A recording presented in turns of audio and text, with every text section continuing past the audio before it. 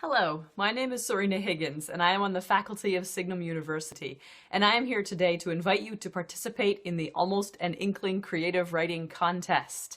There are two ways you can participate. If you are a writer, please submit your work. Whether you are a writer or not, please vote on your favorite entries and help us to choose the winners.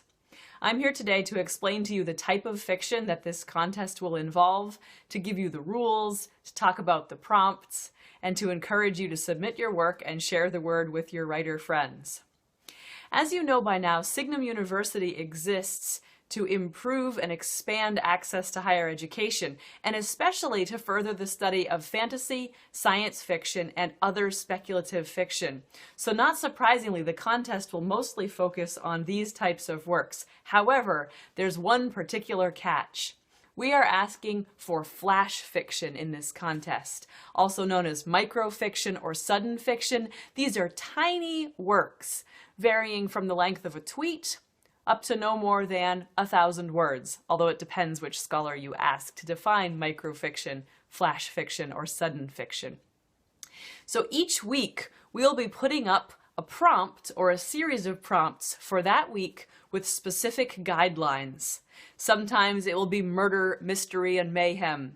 There will be dragons, there will be mysterious doors and magic portals into other worlds. There will be whole secondary worlds created and vast adventures in a tiny space. There will be a week of very short poetry forms. Perhaps made-up languages could be part of your work of flash fiction. So what you should do is you should go to mythgard.org/writing-contest every Monday to check out the new prompts. And then all that week, you should submit your works. Now, why should you do this? Well, we want you to support Signum University and all the work that it does, so this is running concurrently with the fundraising campaign for the annual fund. We're asking for just a tiny entry fee, just 11 cents, $1.11 for each entry. A small entry fee to go with the small pieces of flash fiction. But if you would consider making a larger donation to the cause of the university, that would be great. We would really appreciate it. And we also ask you to help in getting the word out. Are you part of a writers group? Tell them all about this. Have you published previously in blogs, websites, anthologies? Tell your fellow contributors about this writing contest and have them submit their work as well. And as I said previously, everyone can vote. So get the word out to your friends and family about this contest so they can vote for your entries when you submit them. Now, the Flash Fiction Contest, as I said, is running concurrently with the fundraiser, and specifically I am interested in funding one of the initiatives here at Signum, and that's the guest lecture series. This past year we brought in great scholars to talk about Star Wars, about myth, about modern fantasy. We had Tom Shippey, Michael Drought, Amy Sturgis, Matthew Dickerson, David Brin, and we still have Malcolm Geit coming up to talk to us in October. So one of the initiatives of this fundraiser is to help raise money that we can continue the guest lecture series this coming year, and also bring in chats with our faculty and with our students about their work. We also would like to have roundtable conversations about fantasy, science fiction, and speculative literature, and about creative writing and creative endeavors as well. So please do support the fundraiser by giving a donation and by submitting your very short works and by inviting others to vote on your very short works as well. You also might want to do this because it's a chance to get your work out to a wider readership. Here's how the voting and the prizes are going to work. So as I said, there will be a new prompt and a new category of prompts every week. That means we'll be choosing winners from every week. There will be one grand prize winner every week and 2 runners-up. So 3 runners each week, but that's in 2 categories. The first category is the popular vote, that everyone gets to just vote for their favorites. So there'll be a winner and 2 runners-up from the popular vote each week. But then there will also be literary judges who are choosing their works from each week that they believe are the highest quality literary submissions within the genre of flash fiction. So I will be serving as one of the judges, and the other judge is Robin Stone of Oloris Publishing. So she and I will be consulting and perhaps debating on the works of highest literary quality each week. So at the end of this 6-week flash fiction contest and fundraiser campaign, we will have 6 winners and 12 runners-up from the popular vote, and 6 winners and 12 runners-up from the literary judging. And those winners will all be published in an ebook by Oloris Publishing. So if you were one of those winners, you will have your work published in that book, and you can share that with your friends and family. Also, winners will be invited to read their work publicly on a webinar at the end of the campaign, which is on Halloween. So you may want to keep that in mind and have some Halloween-themed stories in your submissions. Let me talk to you a little bit about the genre of flash fiction and what we are looking for. As I mentioned, there is some debate about the length and the nature of these works. Anything from a tweet up to maybe 1,000 words, 1,500 words, 2,000 words. And this is a genre with a long and well-respected history. There have been very short pieces of fiction from very early in the recorded history of human literature. Think, for instance, of fables, such as Aesop's fables. Think of parables, such as the parables in the Bible. Think of very short moral stories, such as those that are common in the Zen tradition. Think of jokes. A joke is a piece of flash fiction because it usually has a narrative and a twist at the end. So this is a very well-respected tradition to which you're being asked to contribute. And we will be setting the restrictions for the word count every week, so that sometimes we'll be keeping your entries very, very tiny, and sometimes we'll be letting you expand a little bit more because we want to see your range. So what are the qualities that we're looking for in a good work of flash fiction? Well, on the one hand, they're simply the qualities that make any work of literature great. It holds our attention. It has a compelling story. It has characters that we connect to and care about, or perhaps that we abhor within a short space. It has something surprising, something memorable, and of course, it has well-crafted sentences. The language is very carefully chosen. And so the virtues of discipline and selectivity and revision come into play in flash fiction, perhaps as much as in any work and more than some.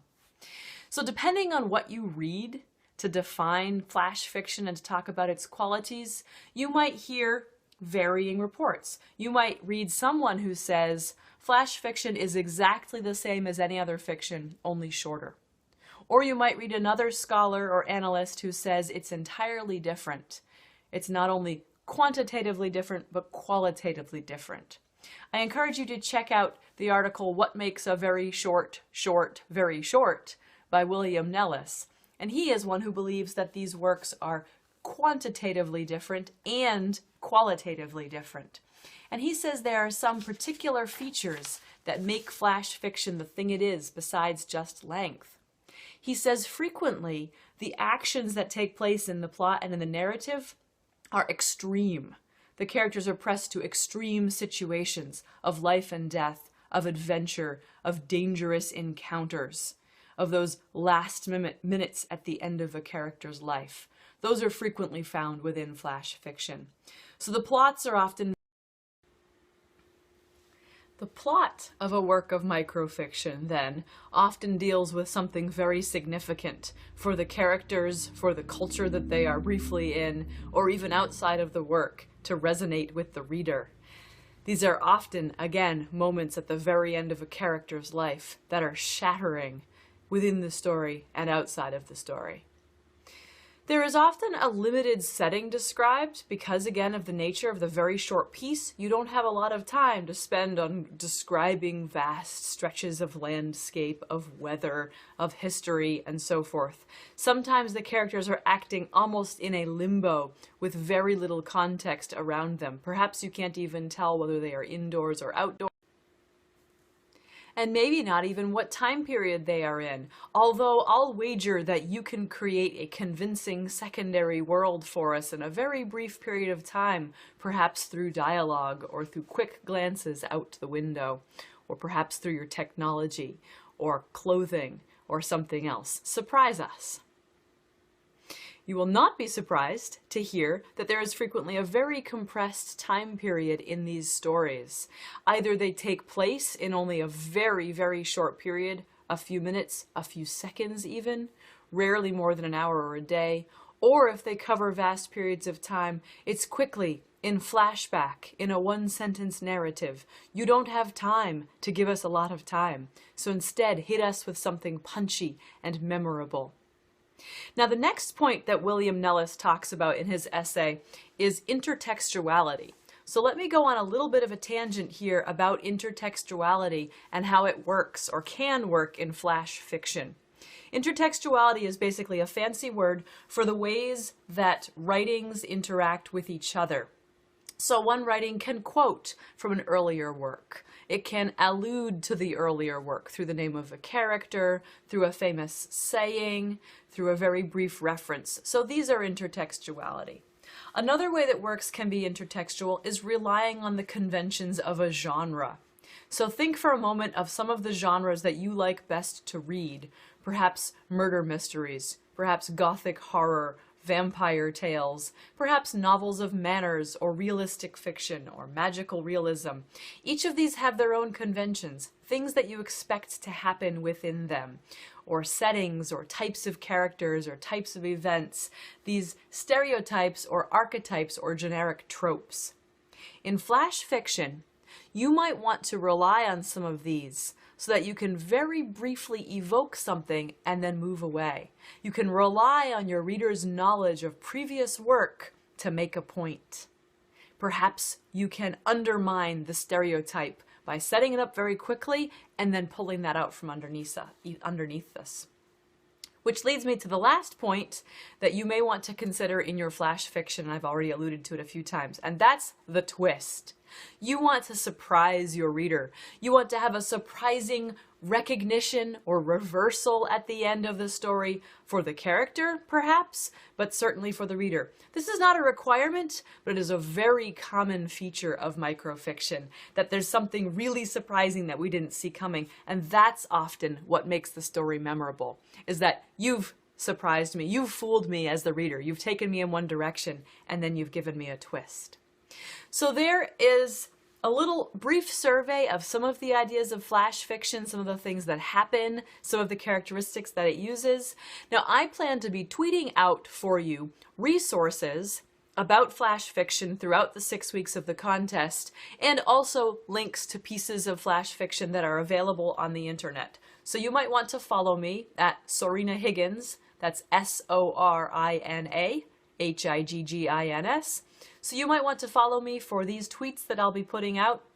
You can also follow the Mythgard Institute at Mythgardium and Signum University at Signum U. And we will be posting and tweeting resources for you. And of course, keep your eye on mythgard.org/writing-contest for all of the rules, the prompts, the regulations, the entries where you can vote for the Signum University Almost an Inkling Flash Fiction Contest. I hope to see you there with your best flash fiction and short poetry entries, and I hope that you will be there voting for the best works. Go and write and have fun.